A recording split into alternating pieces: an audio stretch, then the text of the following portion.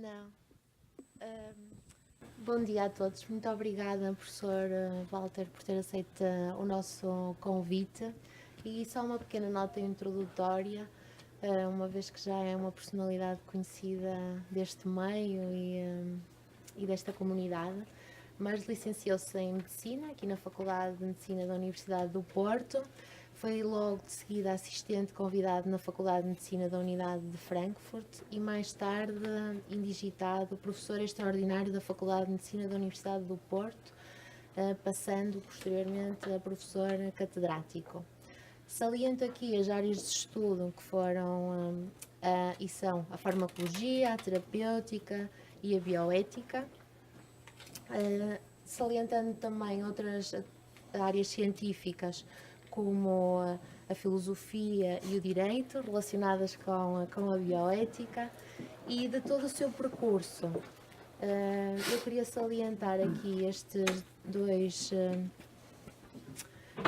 reconhecimentos. Um em 2008, a Grande Cruz da Ordem de Santiago e Espada, atribuída pelo Presidente da República, Cavaco Silva, e agora em 2018, a Grande Cruz da Ordem de Instrução Pública, como provedor de ética da Universidade Católica, pelo Presidente Marcelo Rebelo de Sousa. Muito obrigada, professor, hoje por trazer muito obrigado. temática. Muito obrigado por este belo elogio fúnebre.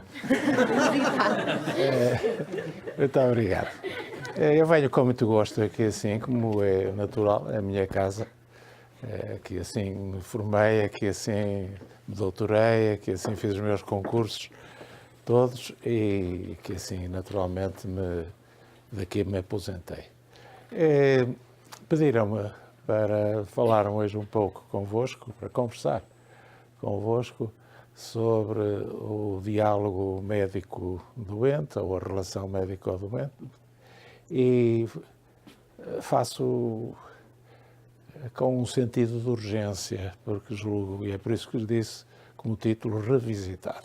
Precisamos de revisitar, de voltar de novo, olhar para esta entidade que todos conhecemos, que todos consideramos fundamental, que todos consideramos essencial na base do próprio exercício da profissão médica e que foi, com certeza, reconhecido como um elemento importantíssimo desde o início, desde a medicina grega.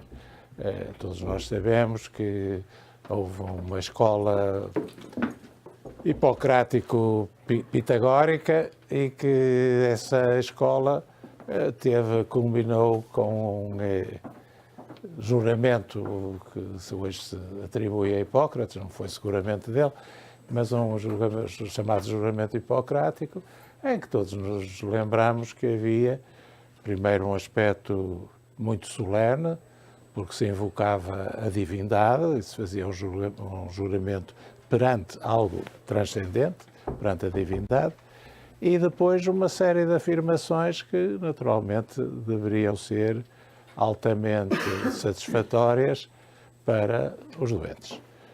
Desde, naturalmente, não prejudicar, não fazer mal, não prejudicar em nada o doente, até ao sigilo completo e até à garantia de não atentar contra a vida e as possibilidades e de manter o sigilo sobre tudo aquilo que fosse adquirido e de não ter em qualquer aspecto o assédio de assediar os doentes.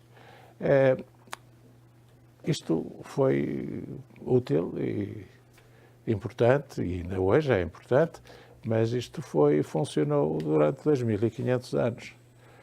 Mas os últimos 50 anos são 50 anos completamente diferentes do resto, do que houve para trás. E isto hoje não chega. Isto hoje não basta. Isto hoje já não satisfaz. E isto hoje também está sob ataque. Aquilo que hoje se faz os nossos recém-licenciados fazem um juramento que não tem nada a ver com o juramento de Hipócrates. Chamam-lhe juramento de Hipócrates, mas não é, claro.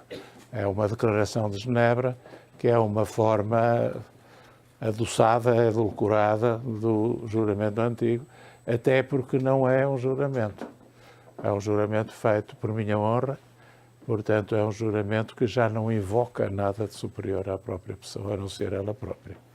E, portanto, do ponto de vista propriamente histórico, não devemos chamar-lhe o juramento de Hipócrates. Mas isso interessa pouco. O que interessa é que esta relação entre a pessoa que se sente doente ou se declara doente, o Daniel Serrão insistia muito que doente é aquele que se declara doente. Porque o que está aparentemente são, mesmo que tenha um tumor que ignora e que será fatal, não é doente. Doente é quem se sente doente ou se declara doente. E esta relação entre o doente e o médico é, obviamente, para todos nós, indiscutível. O doente, a medicina existe porque há doentes. Se não houvesse doentes, se houvesse uma sanidade universal, os médicos tinham naturalmente de mudar de profissão, porque não era preciso para nada, não eram precisos para nada.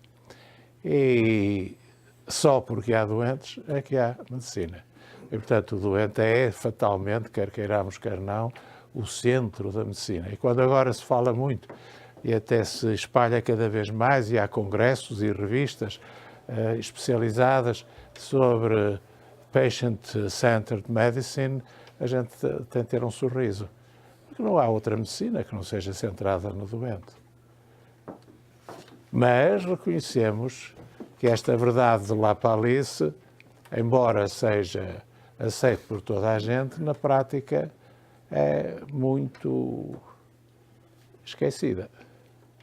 Na prática está muito esquecida. E muitas vezes é escandalosamente não observada. E, portanto, é bom que a gente revisite de tempos a tempos. O que é fundamental na relação do médico-doente? Aquilo que é fundamental é, naturalmente, ser um diálogo.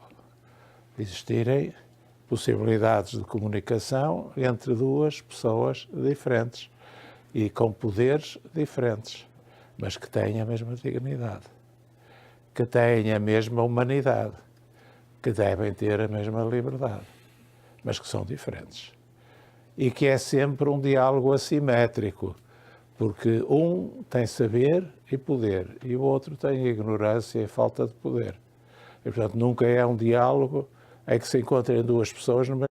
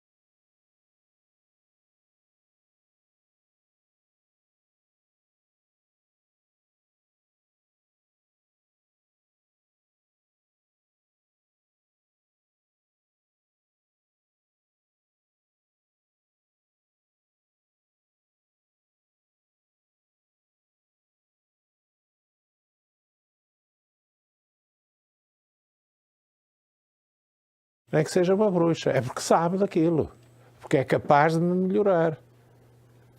Se não fosse, seria estúpido perder tempo e dinheiro, e às vezes muito, consultar essa gente, não é? Vou consultar porque é muito entendido, na aldeia ainda se diz, não é? Fulano é muito entendido nisto. E, portanto, há uma confiança. E, por outro lado, obviamente, há uma competência. Aquela pessoa sabe o que está a fazer. Tem competências adequadas.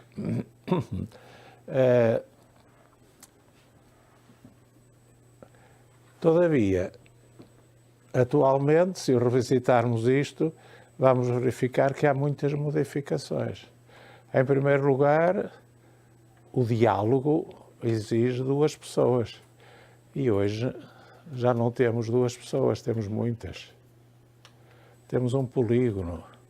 Já não é uma ligação linear, porque o médico já não está sozinho.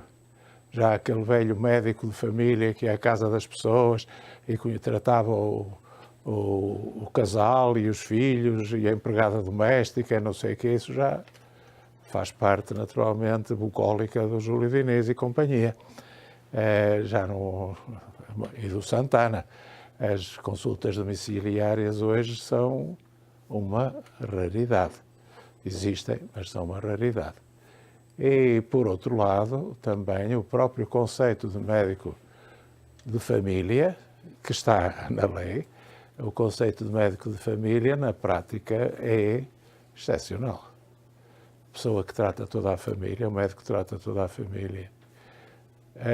Acontece que os médicos estão inseridos em sistemas, em instituições, em hospitais, em centros de saúde, em companhias de seguro, no que se quiser, e, portanto, atrás deles existe sempre alguma coisa a mais. Isto já não é o médico e o doente, é o médico e o doente, etc. E o etc. pode ser mais ou menos proeminente, porque o etc., que, por exemplo, o médico é assalariado desse etc., o etc. vai lhe exigir coisas.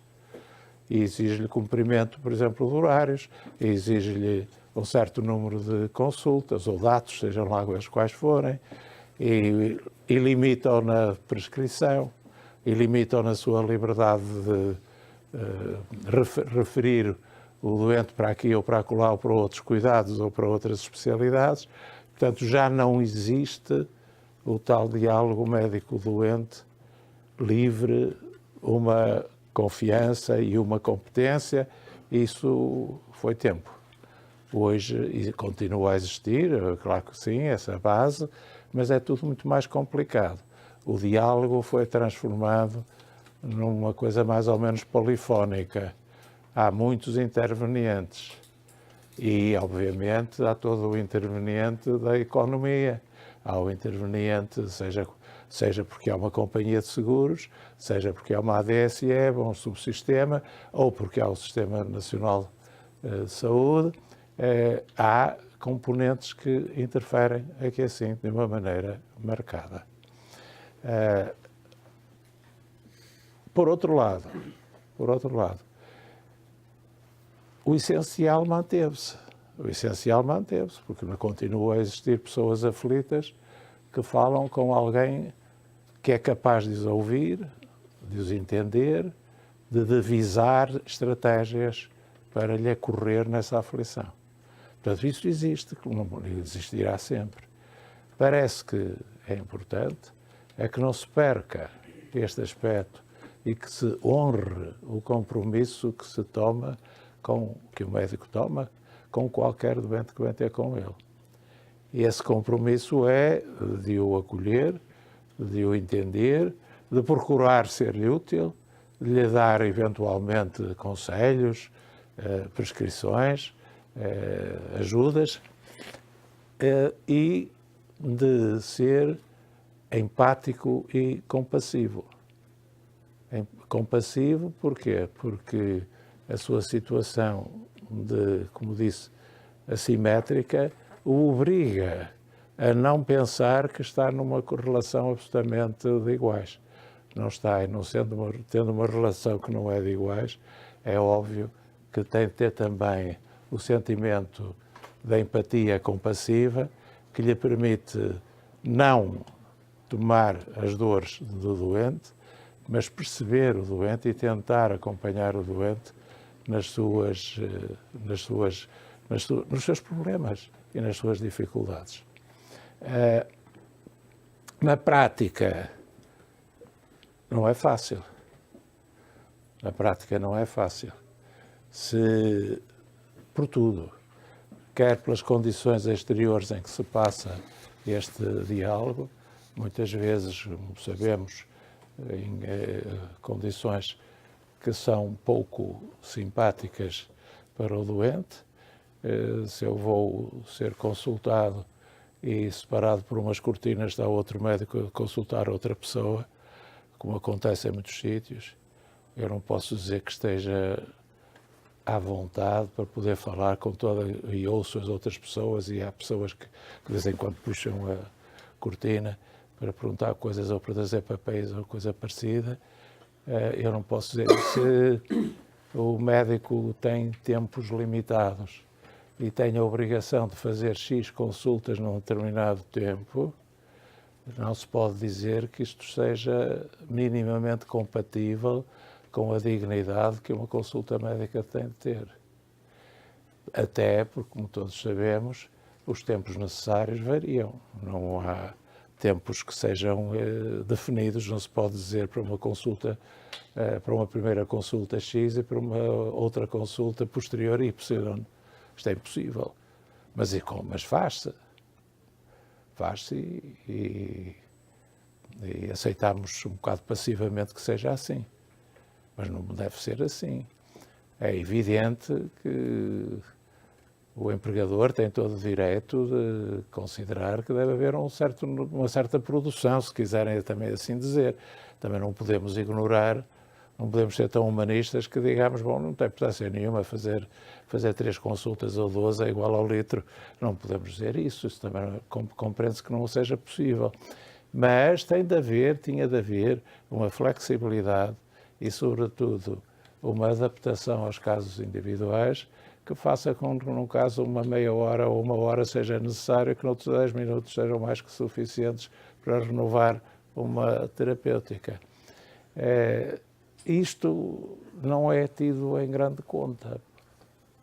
Não sei porque também, em vez desta relação, temos agora os tais polígonos e nos polígonos entraram, por exemplo, pessoas como administradores ou gestores que não têm a possibilidade de ter a sensibilidade necessária para perceber coisas tão simples como estas, para nós, tão simples como esta que acabei de dizer, que as pessoas precisam de tempos muito diversos e que não é possível fazer, e que é possível que num dia o mesmo médico que num dia anterior fez 10 consultas, no outro dia faça 3. Isso não tem nada de normal. Também o facto de termos uma intromissão cada vez maior da economia dentro da prestação de cuidados afeta este diálogo.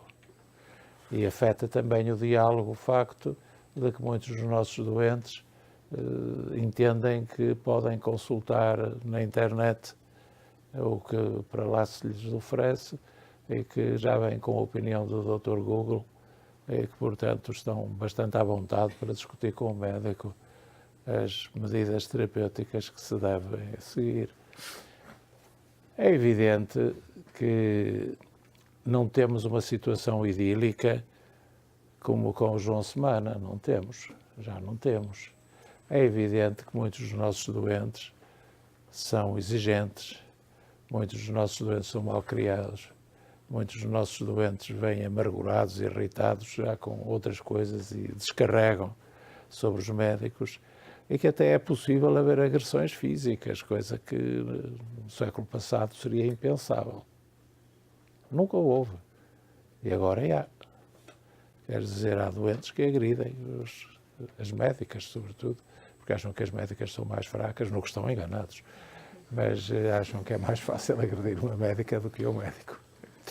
E isto é verdade, mas não é através de uma atitude defensiva, nem é, evidentemente, pondo um segurança ao pé de cada médico, que nós poderemos melhorar esta situação.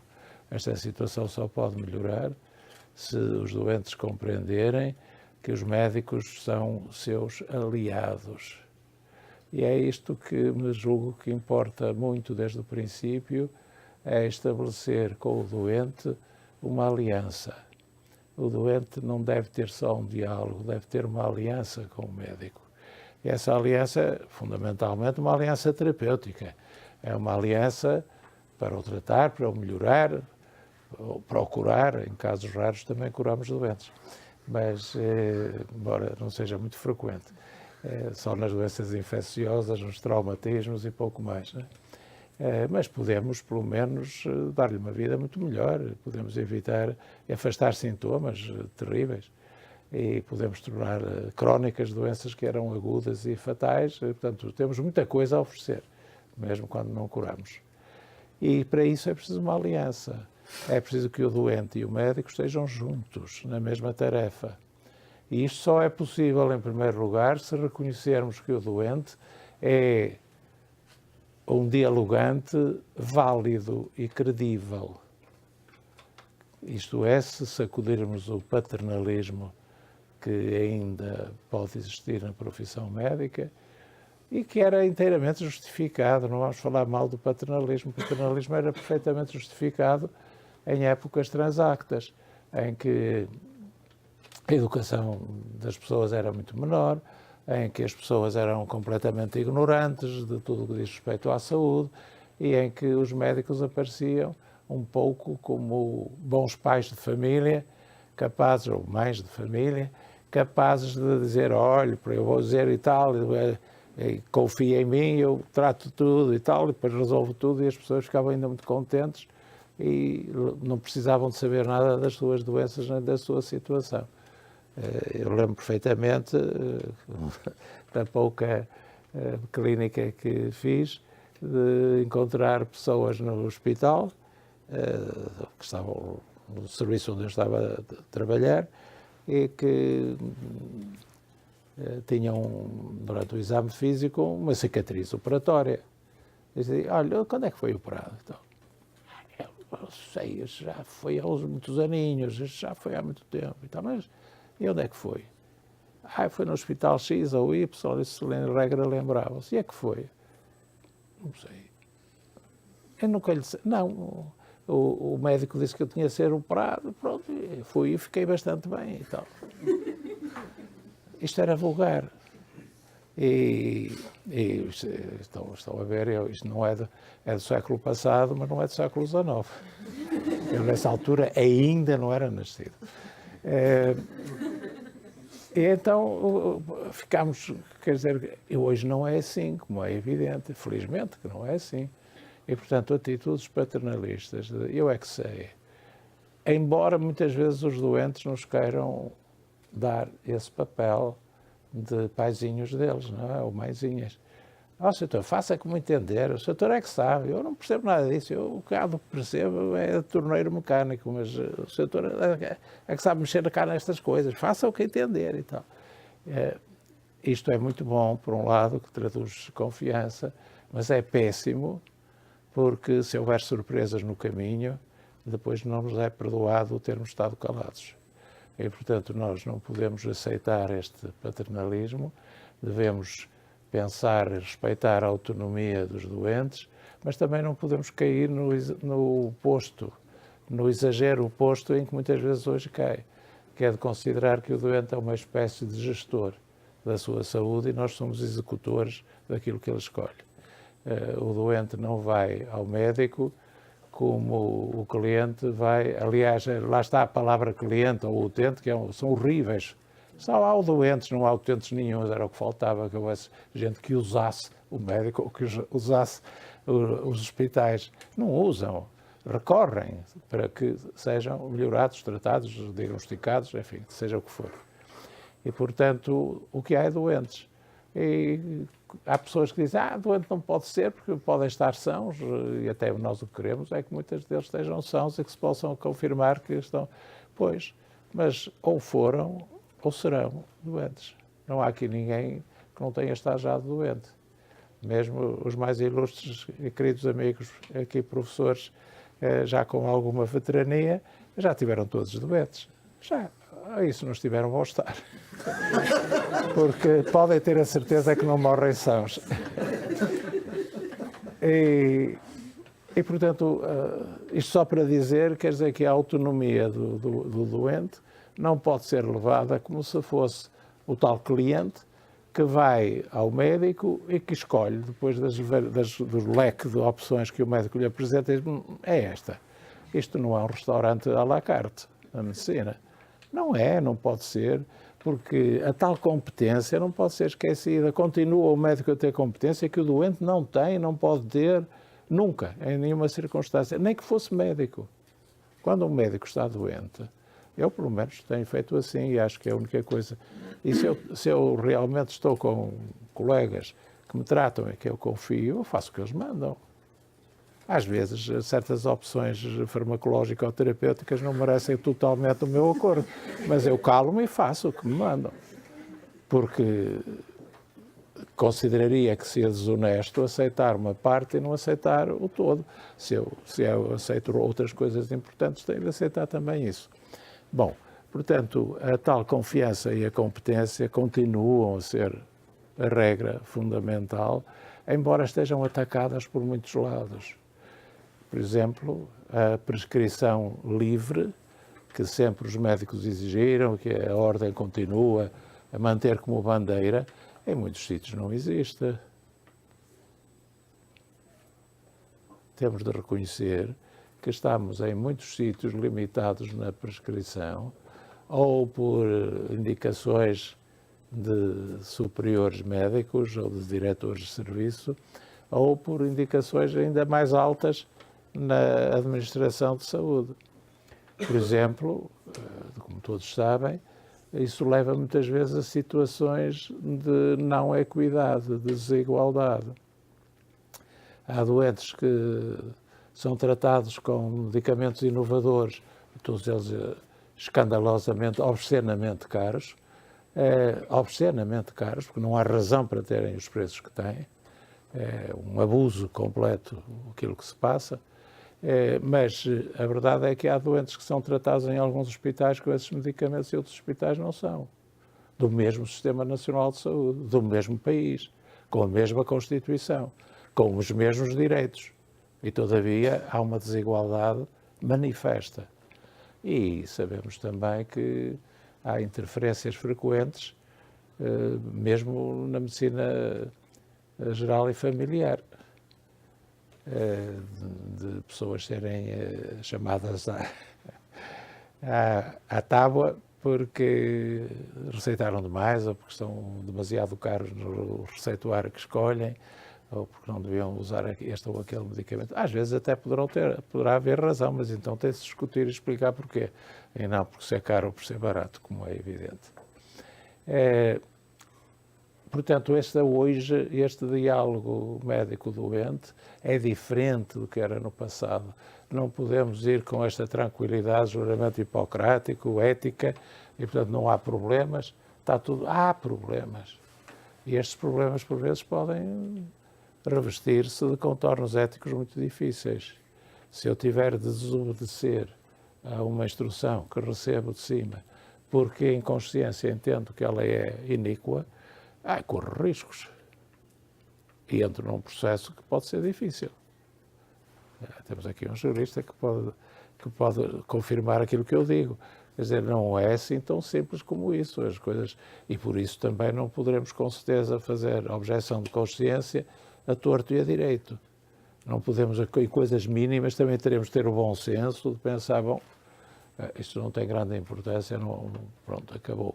Ou aquilo que realmente é importante. E sobre isto só há uma coisa que possa decidir, que é a nossa reta consciência. Porquê é que eu digo reta? Não digo só consciência.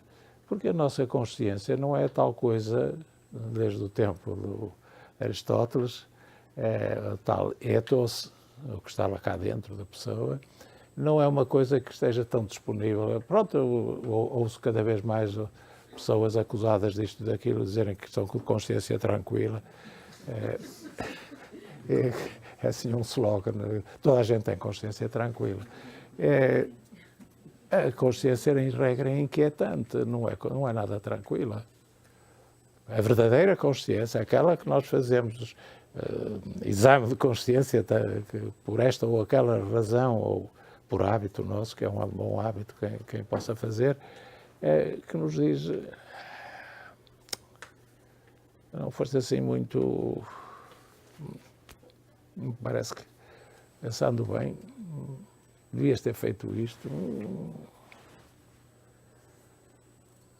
Não pode, naturalmente, afligir-nos a ponto de não dormirmos, mas essa consciência pode muitas vezes indicar-nos que há coisas que não podemos tolerar.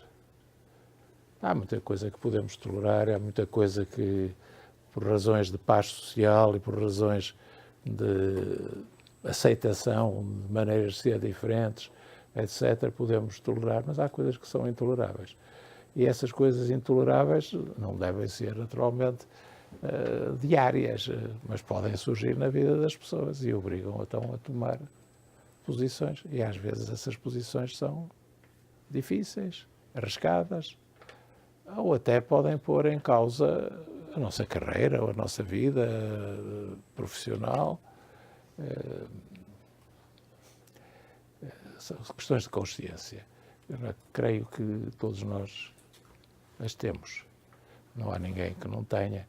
E acredito piamente que todos nós fomos capazes de as vencer de acordo com os princípios em que acreditamos, os valores que nos guiam e as virtudes que possuímos. Princípios, valores, virtudes são coisas diferentes e são coisas que a gente tem de meditar e saber quais são e escolher para a prática diária, para pautar a nossa vida e podermos ter uma vida boa, uma vida agradável, uma vida que nos satisfaça, que é o ideal da vida que vem desde o Aristóteles. Eu falo muito do Aristóteles porque acho que 2500 anos, se ainda há coisas válidas, e há muita coisa válida no que ele disse, é que devem ser mesmo boas essas coisas para resistirem tanto tempo, não estarem comidas das traças, nem oxidadas pelo tempo, não é? Devem ser coisas boas. E o médico, como toda a gente, quer ter uma vida boa, obviamente que sim.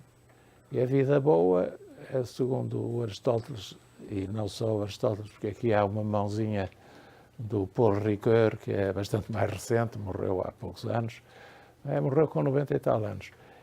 E na mãozinha do Paul Ricoeur, ele define a vida boa da seguinte maneira: é a vida que se vive com autoestima. Ninguém pode viver bem se não gostar de si mesmo. Gostar de si mesmo não é ser narcisista, não é ser vaidoso, não é ter orgulho, não é pensar que se é superior aos outros, mas é pensar que não se está mal, que não se está... Eu costumo dizer, um teste é quando a gente olha para o espelho a fazer a barba, os homens, e as senhoras a fazer aquelas coisas, quando a gente olha para o espelho a ver uma cara, quer dizer, uma pessoa decente. Não sei se é muito boa, mas é decente, é um tipo decente. Este que está aqui não me mete nojo. Isso é a primeira coisa, autoestima. Não sou o melhor do mundo, não tenho feito coisas notáveis, mas tenho cumprido aquilo que é exigível de mim, acho que sim, e que sou o melhor médico que posso ser. Não tenho obrigação de ser o melhor médico da freguesia, mas tenho obrigação de ser a melhor médica, o melhor médico que eu posso ser, que está dentro das minhas capacidades, que está dentro das minhas condições. E autoestima, porque também ninguém pode amar o outro se não se amar a si mesmo. É impossível dar a outros aquilo que não temos. E a estima é uma coisa que se partilha, mas existe também para nós. Depois, diz o Ricoeur, isto já não é do Aristóteles, o Aristóteles diz viver com os outros. E o Ricoeur acrescenta, e pelos outros. Quer dizer, viver em sociedade, viver em comunidade, viver com outros, família, amigos, comunidade social, política, tudo o que quiserem, viver com outros. Não viver, o homem é um ser social, não se isolar, não viver como se fosse uma ilha, Lembram-se daquela coisa do John Donne, nenhum homem é uma ilha, todo homem é um continente, né? A morte de qualquer homem afeta-me e diminui-me. É em comunidade, é com outros que a gente vive, é viver com outros.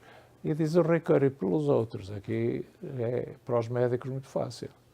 Nós vivemos pelos nossos doentes. Nós vivemos porque sabemos que fazemos alguma coisa de útil. E toda a gente deve ser útil para os outros. E é dar uma alegria enorme quando dizemos que parece que consegui fazer aqui umas coisas, não é? Quer sejam elas técnicas, quer sejam afetivas.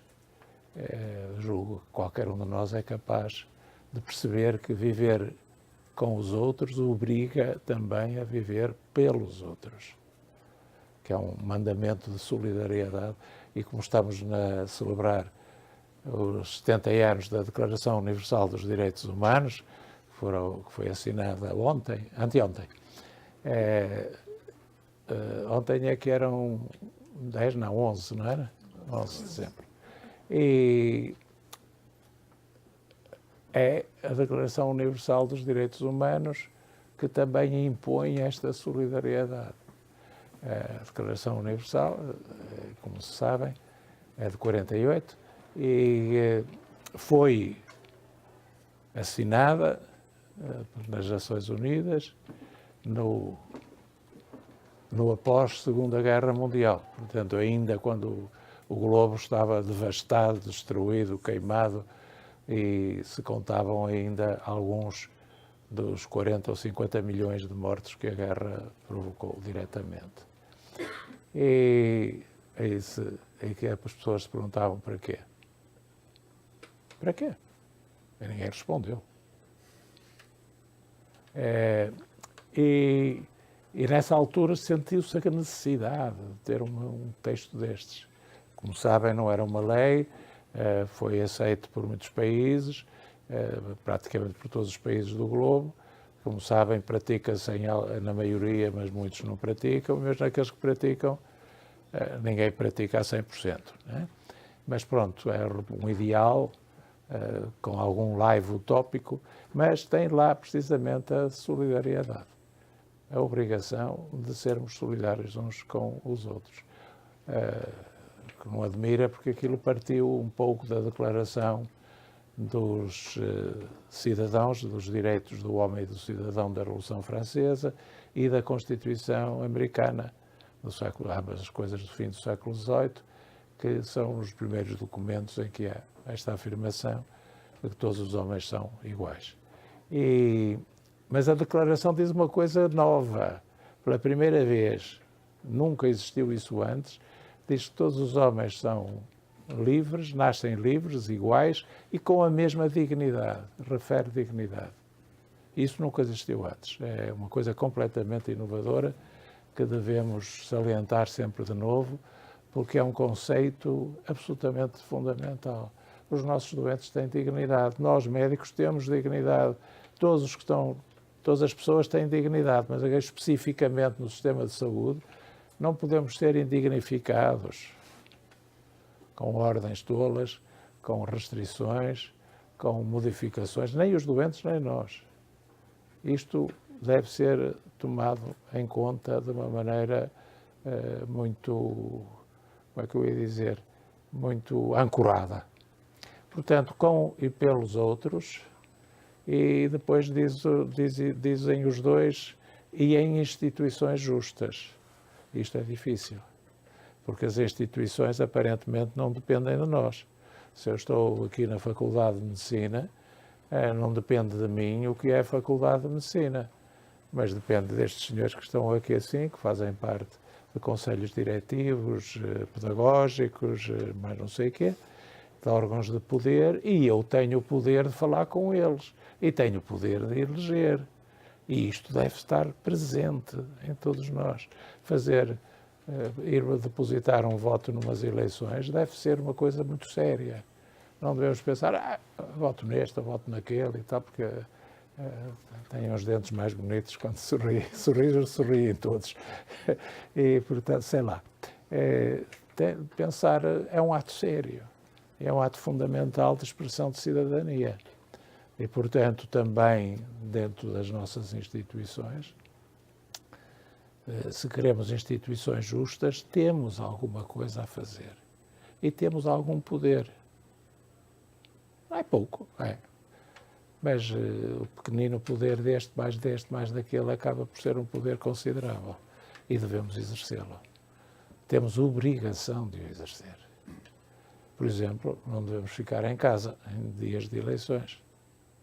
O voto, a abstenção, seja no que for, seja aqui, seja em qualquer outro sítio, sejam eleições políticas, para cargos políticos, a abstenção dificilmente encontra qualquer justificação filosófica ou ética. A não ser que a gente diga, só tenho duas hipóteses e são ambas péssimas e, portanto, eu não quero, pois será excepcional. E se for assim, então devemos fazer de outra maneira.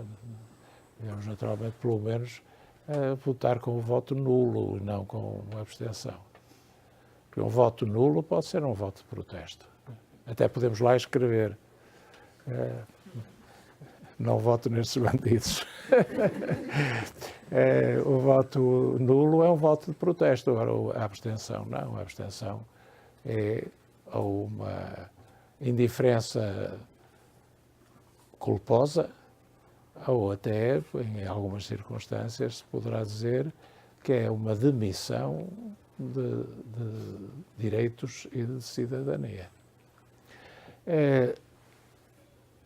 Eu vou já terminar, porque queria que fizessem perguntas ou comentários, se quiserem, mas queria terminar só com esta ideia. Como dizia o tal filósofo, como dizia o tal romancista Duhamel, Georges Duhamel, que era um homem de grande sucesso no século XX, até aos anos 50, até à Segunda Guerra Mundial. E hoje estava praticamente esquecido. Era médico e foi médico toda a vida. E, como ele dizia, é tal encontro da confiança com a competência. Temos de continuar a merecer a confiança dos doentes. A merecer a confiança. E temos de continuar a ser competentes e de nos esforçarmos para tal. Porque só assim é que a medicina pode resistir aos muitos ataques a que está sujeita. Que não são só estes de que falamos, também há os ataques da indústria, também há os ataques da biotecnologia. E esses ataques, que muitas vezes entram como cavalos de Troia, porque parecem trazer vantagens e depois é que se descobre o resto, não é? E esses ataques podem minar a nossa profissão. E seria muito mau se realmente, desencantadamente, a população em geral dissesse já não há médicos como antigamente. O que é preciso é que se diga estes médicos são ótimos. Como muitas vezes encontramos pessoas que dizem a minha médica é fantástica, porque até mandou telefonar a saber se eu estava e tal. As pessoas ficam encantadas com coisas que seriam normais. Não é? Que as pessoas se interessem, que os médicos se interessem pelos seus doentes e que os acompanhem. Eu ficaria por aqui e tentaria responder, sem êxito, a qualquer pergunta que queiram fazer ou comentário. Muito obrigada. Estamos entre colegas, não é preciso aplausos.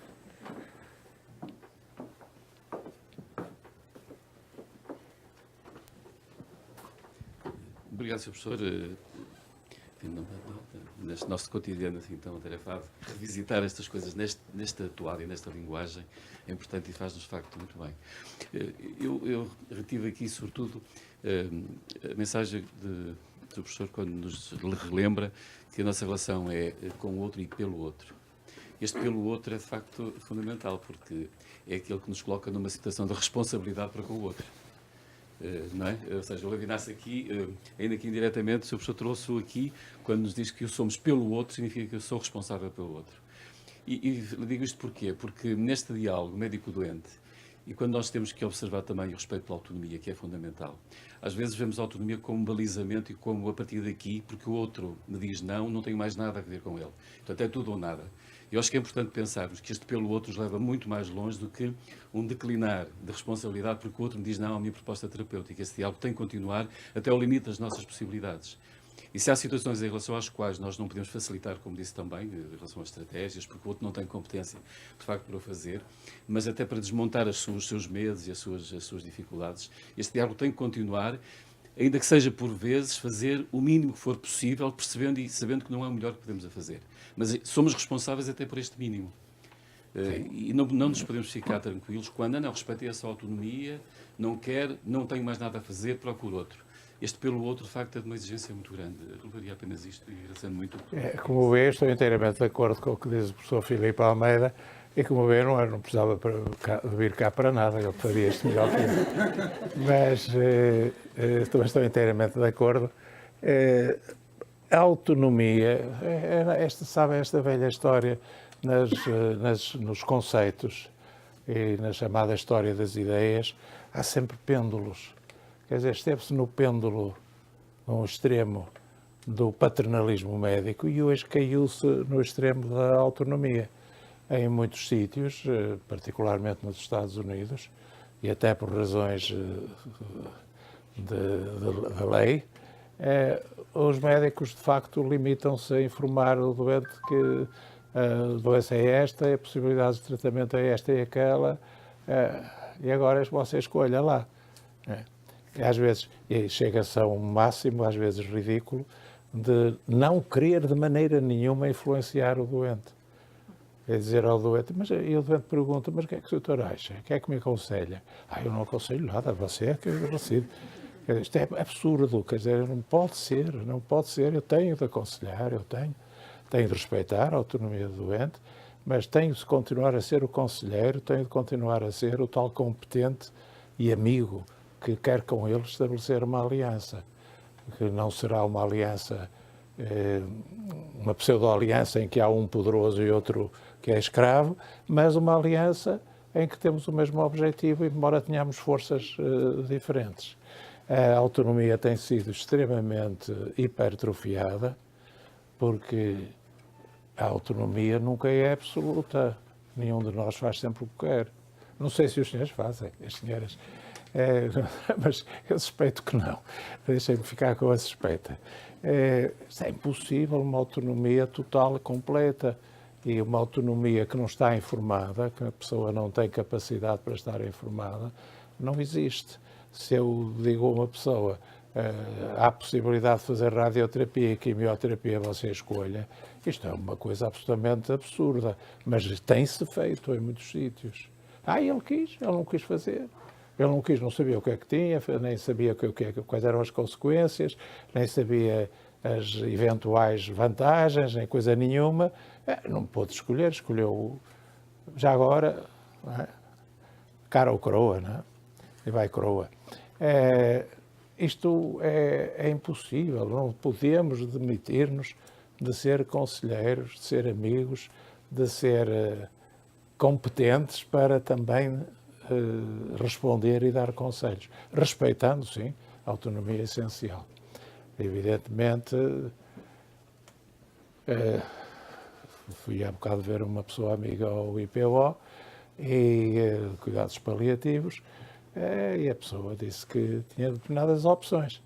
E eu perguntei e porquê, como é e tal, e, respeitosamente, e a pessoa lá tinha argumentos perfeitamente válidos, e eu disse, muito bem, olha, eu não tenho competência para, nem sou médico dessa pessoa, não tenho competência para discutir isso, mas não vejo nada que seja um exagero da sua parte.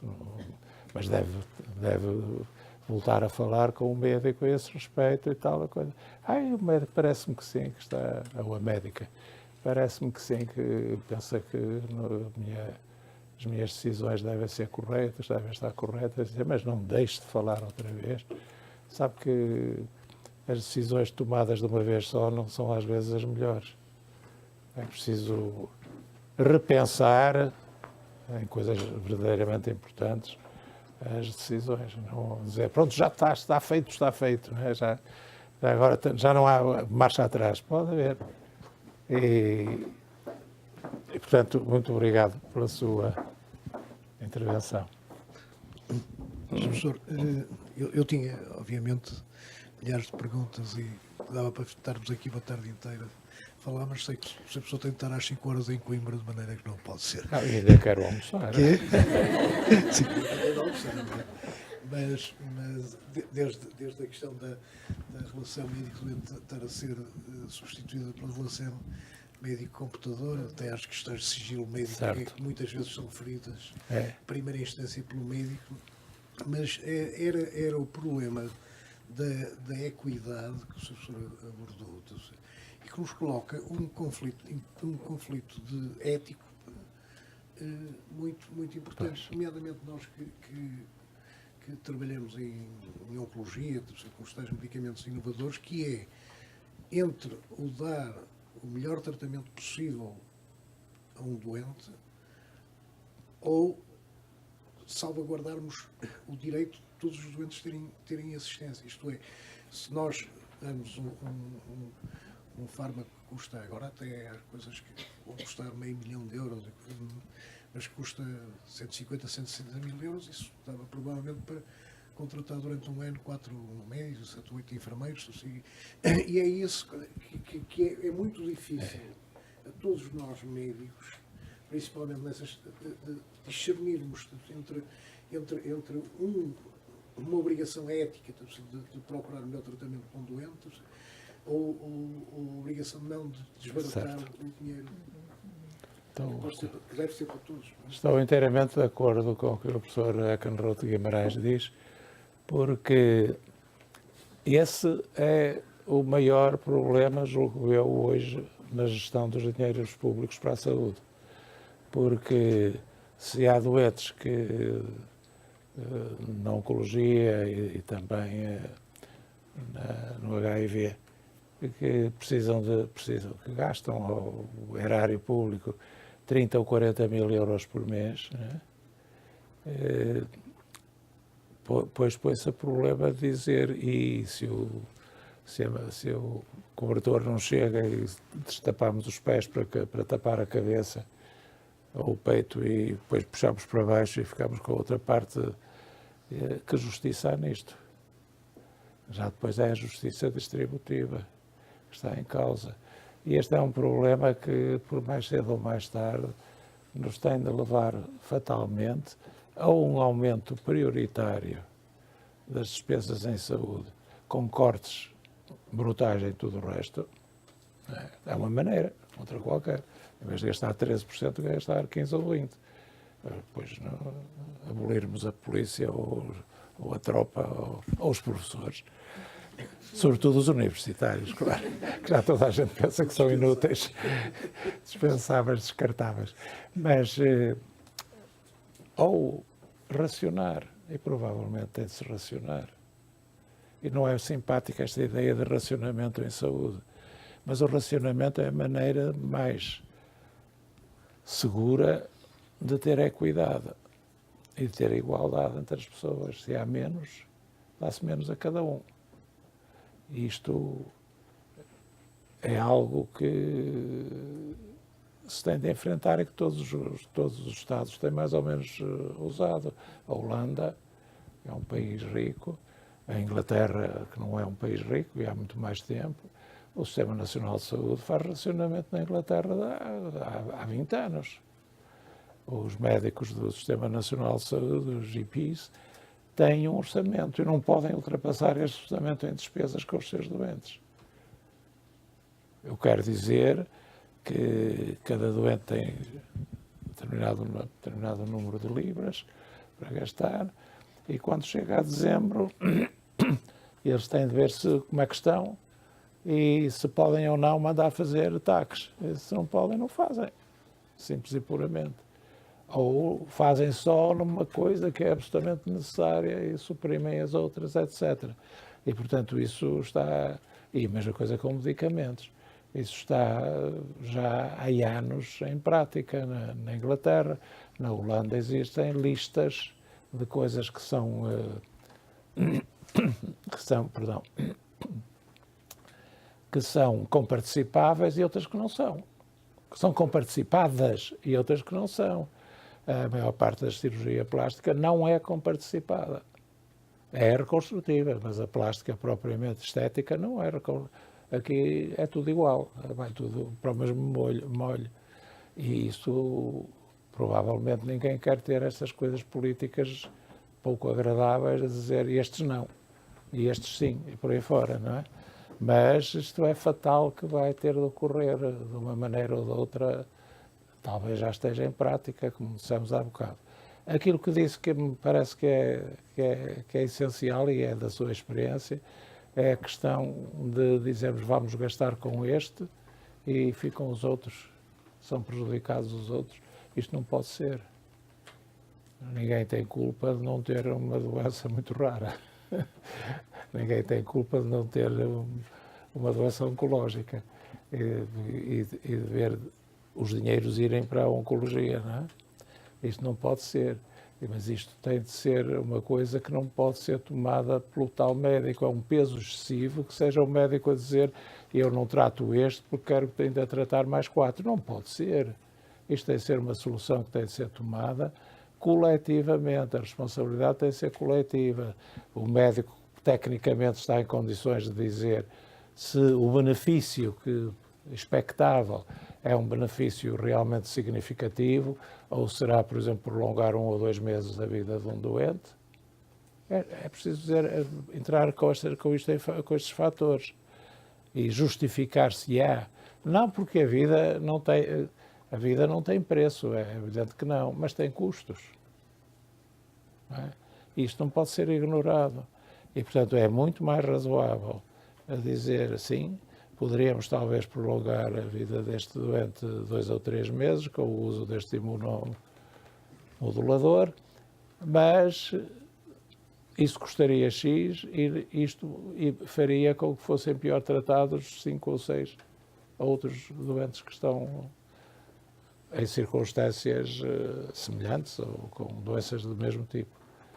E então é preciso que essa decisão seja tomada não por uma pessoa, mas por um médico que trata, por alguém, por exemplo, uma comissão terapêutica do hospital, ou de colegas, e pelos que têm a função de gestão. E não vejo outra maneira de fazer senão essa.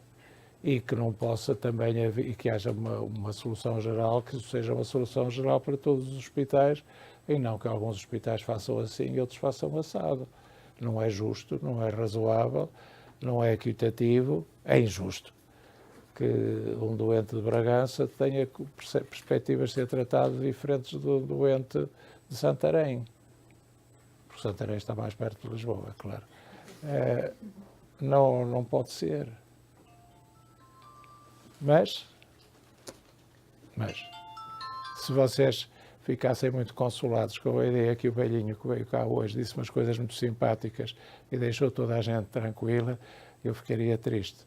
Se pude contribuir para vos deixar assim umas sementes de inquietação e de reflexão, eu ficarei muito satisfeito e dizer que boa gente que me ouviu e que caridosos que foram. Muito obrigado.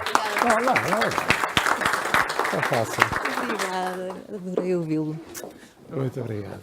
Há um autor que eu gosto imenso de ler, conhece o Atul Gawande, tem refletido, um americano, Atul Gawande, tem refletido muito sobre a humanização da medicina. Eu tenho lido muitas coisas dele, acho muito interessante esta reflexão. É difícil, é difícil.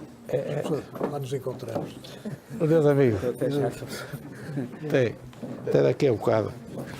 Eu não sei onde é que Eu não está. percebo nada disto, mas é para tirar por aqui. Estamos aqui à professora Susana.